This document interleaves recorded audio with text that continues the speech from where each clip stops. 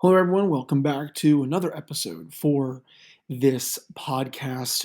Wednesday, what is today? August. Geez, the days are going by that I don't even know what day in August it is. August 3rd. For today's episode, we're going to do we'll get into a few things today. A trade proposal that I think would potentially work for both these teams. It was something that me and my buddy were spitballing about, and I think it will be cool to talk about this on the podcast and get your feedback, the listeners, of course, on. I think it would also come close to solving the Penguins cap problems, just because they if they this were to happen, they would shave some off the cap. They would probably just have to do a send down to Wilkes-Barre one or two players, and then boom. Um, they would be under the cap. At that point, we're also going to dive into Mike Sullivan's season review, why I still think he is the coach for this team in the present and the future. And we're going to get into a discussion about the penalty kill and why it needs to be better next year. It was good this year, but what it needs to do to be great next year. So that's all coming up right after this drop. You're Locked On Penguins, your daily podcast on the Pittsburgh Penguins, part of the Locked On Podcast Network. Your team every day.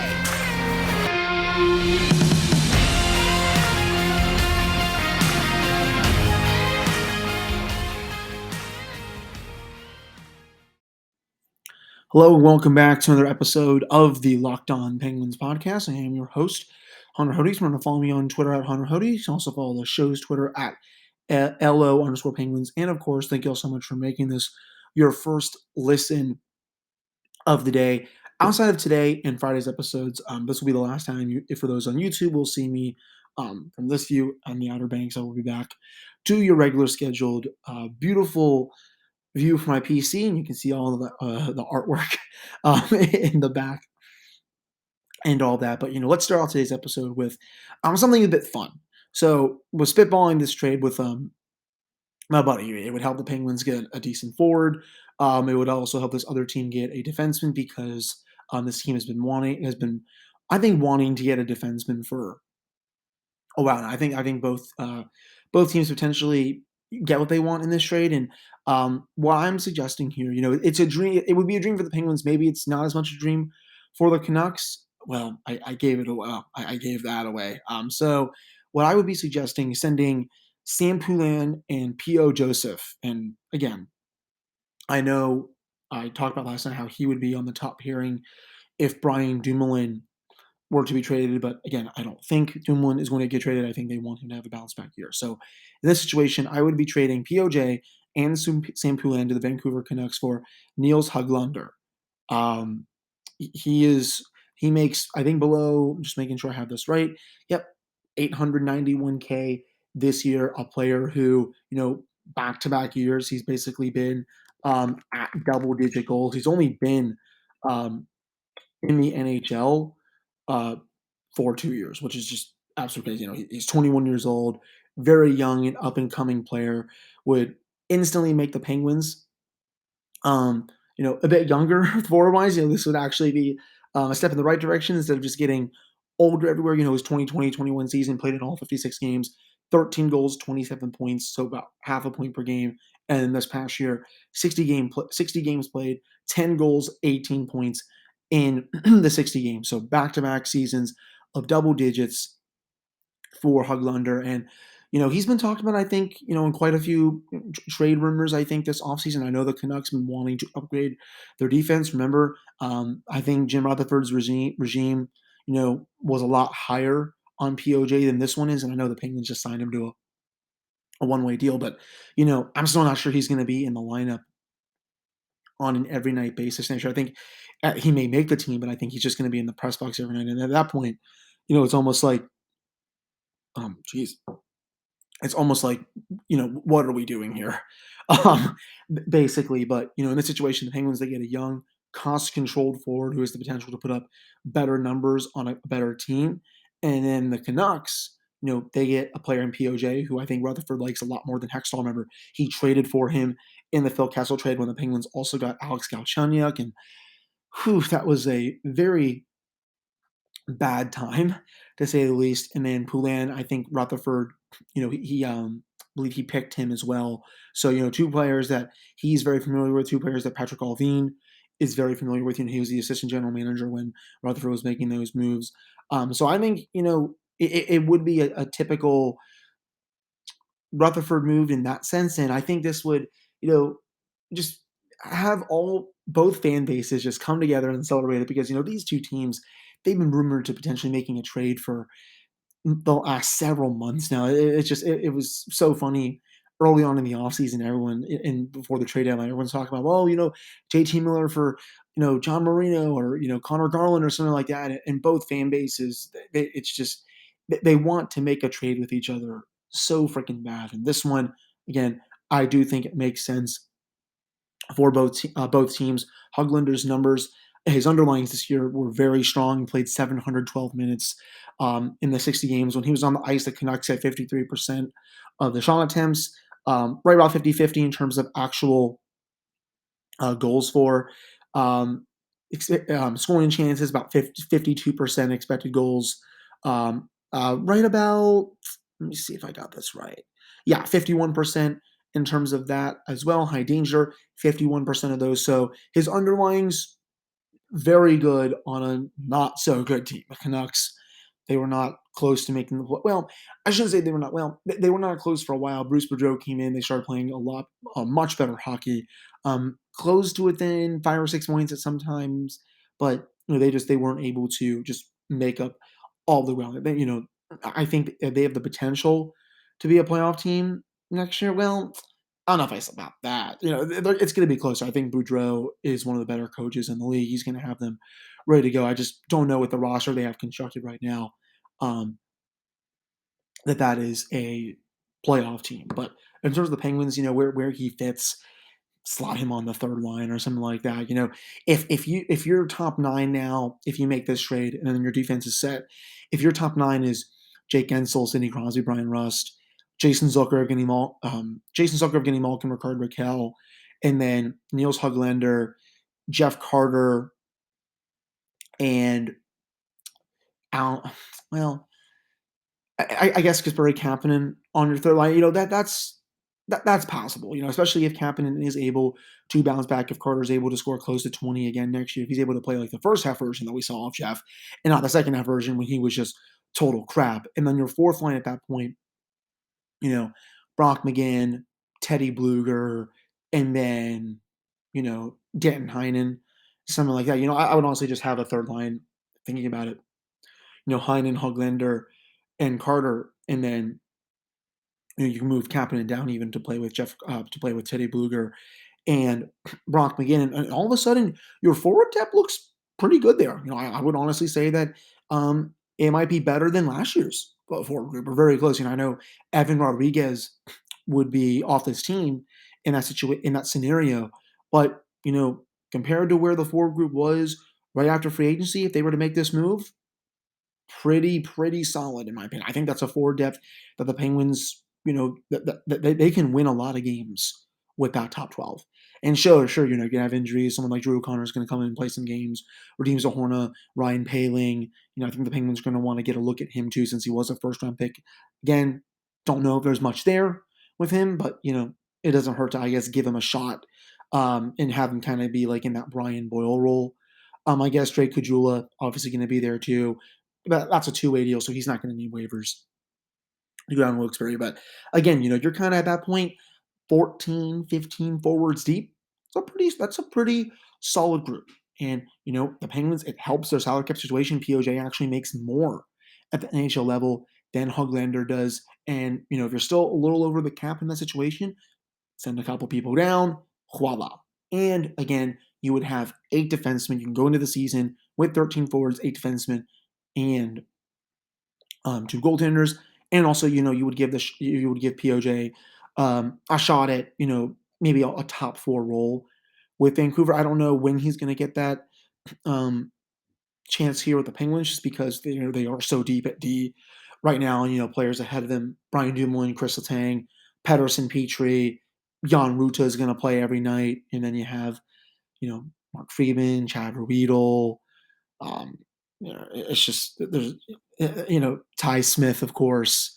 I'm almost blanked on his name there for some reason. That doesn't make any sense. But it's just it's going to be he's going to be up a creek, I think, to have a spot on an every night basis. I think if he stays on the team, he'll play. But it might honestly be wise to just potentially move him in a deal to get a young, cost-controlled forward who, if he has a good year, he's an RFA the next year.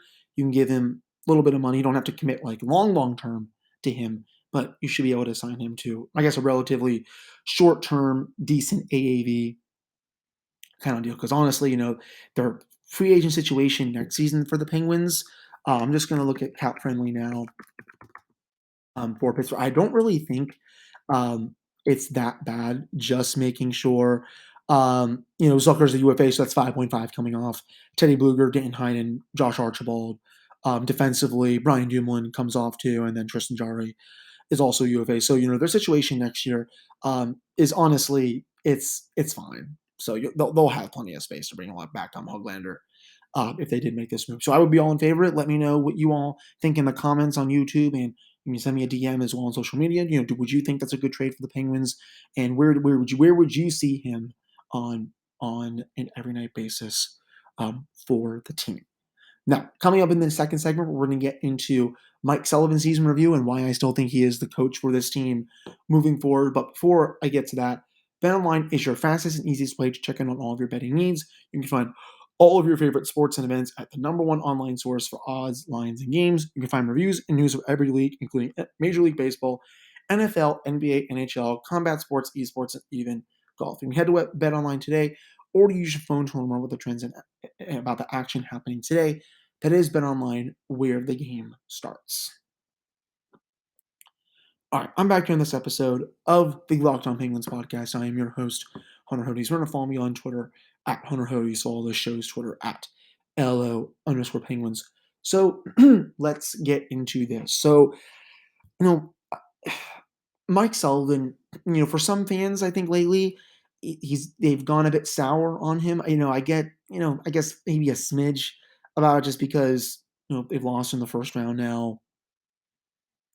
4 years in a row. At this point, a lot of coaches don't usually survive that at the NHL level. This is a job where there's always firings and then rehirings, all this stuff. It's a very short-term job. Mike Sullivan, is one of the longest tenured head coaches in the league outside of John Cooper. He's second behind him at this point.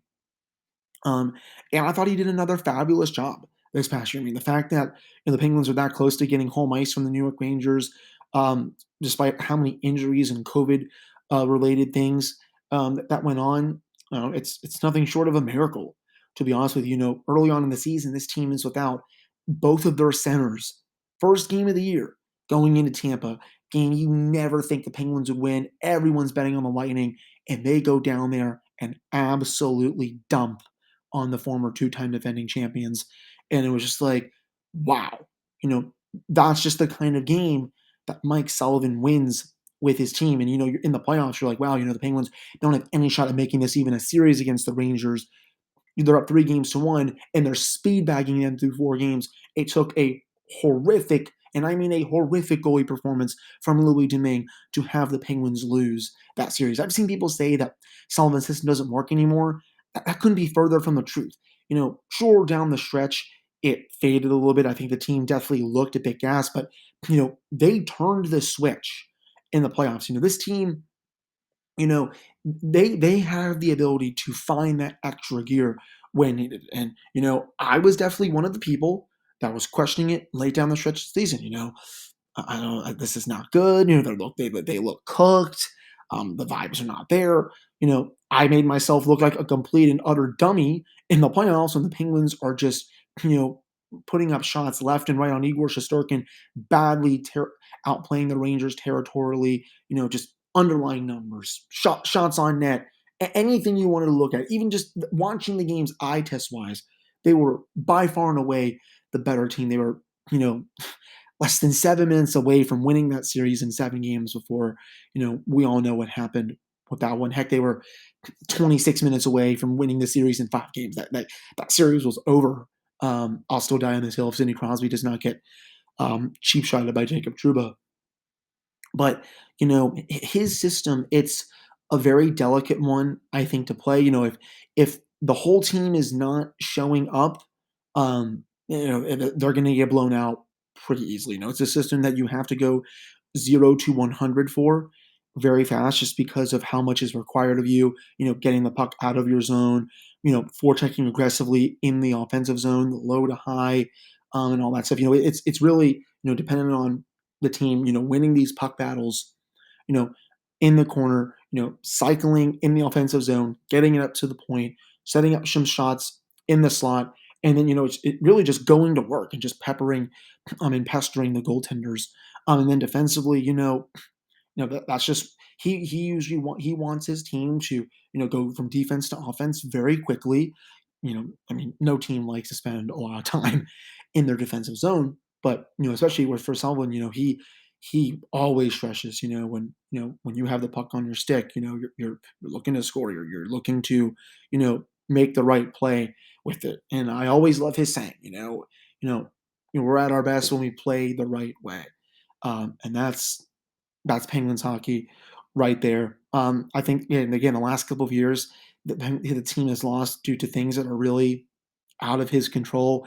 You he's not going to bring in, you know, the third string goaltender last year, what Maxime um, Lagacé or what, however the heck. Yeah, I mean, the fact that I barely even remember him just because Casey DeSmith was hurt for that one. It's just nothing short of a miracle. But he can't control Jari just dumping all over himself. He can't control both Jari and DeSmith getting hurt this year and having to start Louis Domingue in the playoffs. But I thought he got the most out of the team again, especially when COVID was really hitting and their regulars out of the lineup on an every night basis. This team did not play a single game last year when fully healthy. I mean, that just goes to show how great of a coach he is and how he can always get the most out of them, no matter what. I do think though if they lose in the first round again, you know, at some point, you're going to have to get results. That will be 5 straight years. I would kind of understand the moving on, even though I don't think you're going to find a better coach on the open market. But again, this is a results oriented business. And if you're not, doing well with, some of the best players league wide, you're not going to be a coach for much longer. And, I think he's arguably the best head coach this franchise has ever had, right up there with Patrick Bob. I would put him as a 1A, 1B right there. And, again, I'm expecting more big things from him this year. I'm curious to see if he changes anything to his system tactically wise. I loved what they did to the Rangers in the playoffs. They saw what was going wrong in the regular season games, and the Penguins, they were able to take away some of those stretch passes. The Rangers were burning them on during the regular season games, just not letting them get to offense at all in a lot of those games. He really went to the video room to clean some of that up, and it goes to show how well he is at adjusting to what another team has done to the Penguins. I think adjustments wise, I would put him up there against any coach in the league. So I'm fine with the job he did this past year. The fact that they finished as high as they did in the standings, considering all the injuries they had, was a miracle. Yes, I'm sure the Penguins are going to have so many more injury problems this year. It's just a curse at this point. But I will say this: he does not get results this year. They don't win in at least a round in the playoffs. I'm curious to see if Ron Hextall would, pull the trigger and find his own head coach because, obviously he didn't hire Sullivan. Rutherford was able to promote him when he was here. So that's going to be, I think, a big topic of discussion when that time comes. Right now, still very high on Mike. He's a top 5 coach in the league, and I really enjoyed the job that he did with this team this year. Coming up in the final segment, we're going to get into the penalty kill for next year and what I want to see, more out of from that unit next season. That's coming up right after this commercial break. All right, I'm back here on this episode of the Locked On Penguins podcast. I'm your host, Hunter Hodes. Remember to follow me on Twitter at Hunter Hodes. Follow the show's Twitter at LO_Penguins. So, this was something I was talking about with my buddies as well. And, he made up a great point to me. He just asked me a simple question, why was the penalty kill so good last year? And I immediately went to Mike Vellucci making adjustments, and sure he did, but a lot of the penalty kill success, people don't like this answer. It came due to how good Tristan Jarry was shorthanded. And I'm going to bring up, if I can bring up the numbers here, um, on Hockey Reference, I believe they do. He was one of the best goalies in the league when facing shots um, on the penalty kill. If I can find the advanced, metric here. Yeah, so shorthanded last year. Um, yeah, if I have this right. Yeah. Sorry about that. Yeah. 917 save percentage when the Penguins were short-handed. That's very, very good. That means again that he is bailing them out most times on the penalty kill. His high danger save percentage on the penalty kill, again, among one of the very best in the league. He was the main reason why that unit was having that much success. I think the Penguins next year, especially for this, they need to do a lot better at getting in front of the shooting lanes and blocking shots.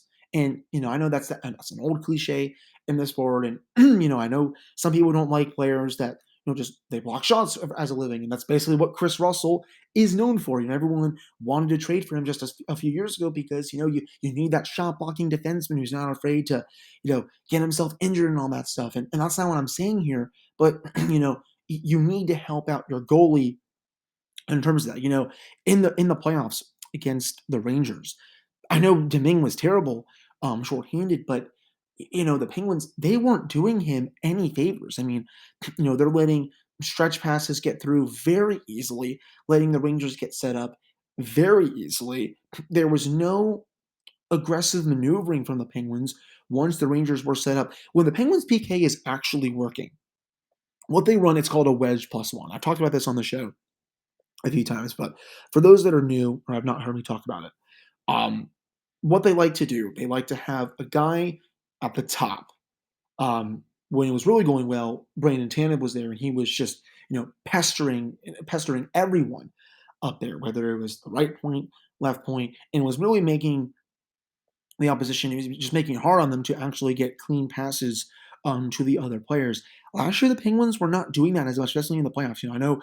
I think Brian Boyle was one of the main guys up there. I think Brock McGinn was at times too, and they're sitting there. They're 5-10 feet back, just giving the Rangers clear lanes to shoot at. And it's like I don't know who came up with that strategy, but that's not what you're supposed to be doing. And then usually in the Penguins' good you know, scenario here, or just their ideal deployment with that wedge plus one, they have the other three guys, kind of just creating, almost like a box, box out the slot part of the ice. So you give your goaltender the best possible, look at a shot. And so also the shots don't come, 10, 15, even 20 feet out. That the whole point of this structure is so that the goalie gets these low to medium danger shots. And the Penguins, they were not doing that late in the regular season and in the playoffs. The PK was legitimately good in the first half. Sure, Jarry was playing really well, but it was legitimately good. And then, once they started to, just allow a lot more shots, playing, more passively, it went down because, sometimes, that's what happens when your goalie can't bail you out, on an every night basis. And he's seeing a lot more shots from the slot area. He was able to do it at a time, but sometimes you get worn down from facing all those kinds of shots. So I want the Penguins, I want them to get back to actually getting into shooting lanes and blocking shots, being more aggressive on the penalty kill, having that player up at top, just causing all that havoc. I think when Tanev left via expansion, that created a big hole for the Peking. I'm not really sure who that player should be this year, but it's something that I think Vellucci is going to have to get right. If I don't see more improvement from the PK this year, would kind of not be too mad if Mike Vellucci was sent packing in that situation. I think honestly, he's probably going to get a head coaching job really soon anyway. He was a finalist for um, two to three 2 to 3 head coaching jobs during this cycle, um, at least. But it's something that I do think needs to be worked on going into next year. And I'm sure Vellucci knows it. How successful the Rangers were in the playoffs against them. That's unacceptable. How successful other teams were down the stretch was not good. I mean, they were top 3 in the league, for most of the season, but before that home stretch and then the playoffs, um, they just reverted back to last year's form, basically. I will say, I have this saying in terms of this for the Penguins special teams. You know, you can win with a not that good power play and a good penalty kill, but you can't win, with a good power play and a bad penalty kill. Let me know if that makes sense to you all, because my thing is like, yeah, sure, you can score on the man advantage, but if you're just giving it back, like, then what are you doing?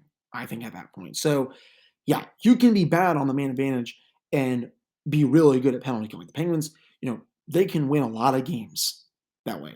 They shouldn't be bad on the power play because they have all that talent up front. But even if they didn't, and they were, maybe just a team fighting to even get in the playoffs, you can be an average to below average. You can have an average to below average power play and have a really good penalty kill and still be able to make some noise, especially at 5v5. And also, again, of course, if both your special team units are not good, you're really not going to go anywhere at that point. So, in my opinion, I think it's more, what's the word I'm looking for?